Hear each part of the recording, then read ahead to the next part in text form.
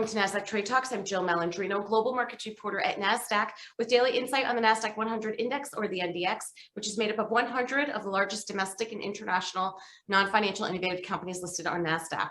The NDX has been the barometer for U.S. large cap growth and also one of the best performing indexes over the last decade and a half, not to mention one of the most liquid index ecosystems in the world. Joining us this Wednesday afternoon before Thanksgiving, we have Ryan McCormack, factor and core equity strategist over Invesco, to discuss Nasdaq-100 weekly performance. We'll also take a look at the GDP data that was released as well. Ryan, it's great to see you. Happy Thanksgiving. Welcome back to Trade Talks. Thanks, Jill. Happy Thanksgiving. All right, and the year has certainly gone by pretty quick. Let's take a look at just the last week and how the Nasdaq-100 performed. Yeah, you know, a pretty boring week, I think, given everything that went on with QQQ and QQQM flat. Yeah, the S&P down 0.18%. S&P 500 value was down 36 basis points, and even today you have stocks trading mainly flat. You know, traditionally a pretty quiet day ahead of Thanksgiving. Although investors had to wade through a myriad of economic data that was released earlier today. You know, even just at 2 o'clock, you had the minutes of the last Fed meeting showed that participants noted the need for flexibility in the pace of tapering. And even despite this announcement, you didn't see much change in terms of what was going on in the trading.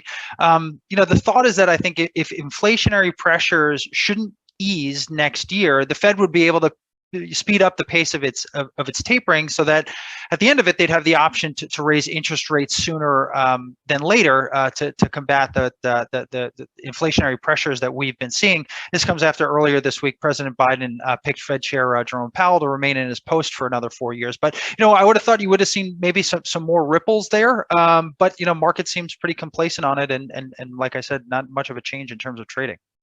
And as we speak about inflation, of course, that trickles down to the consumer, and really the strength of the consumer has been a big factor in the market performance we've seen this year. What did you learn from GDP?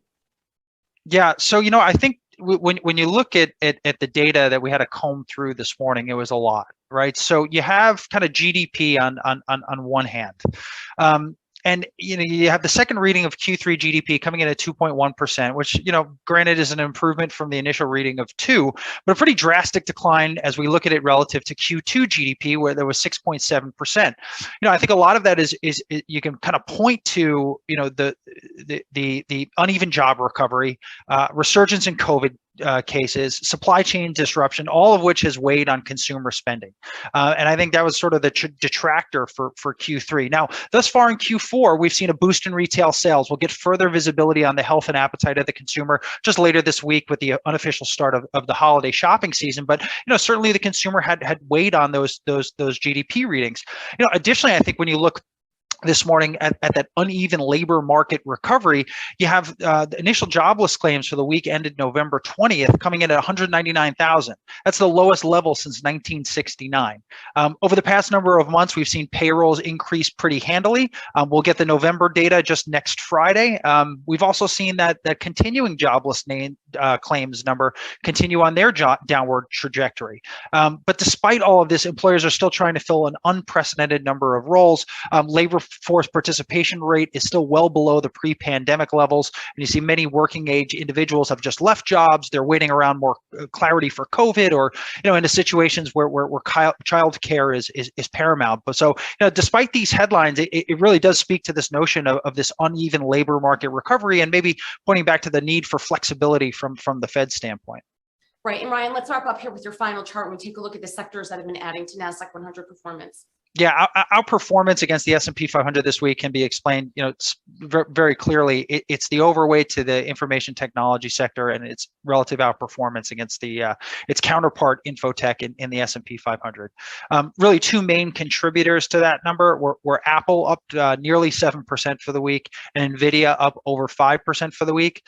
Apple shares got a boost after reports that the company is looking to speed up the development of its electric car, pushing to make the vehicle fully autonomous, which was a little bit of a surprise. And the biggest surprise, the anticipating trying to get it out by 2025, which is a rather ambitious date. I think most had looked at it for a little bit later, kind of 2026 through 2027. And then beyond that, Nvidia got a boost after the chipmaker announced Q3 earnings last week, right after we spoke, beat expectations for earning and revenue, really driven by strength in their data center chips, and the company guided Q4 revenue higher than analyst expectations. So got a nice boost for the week. All right, Ryan, appreciate the insight as always. Thanks for joining us on Trade Talks. I'm Jill Malandrino, Global Markets Reporter at Nasdaq.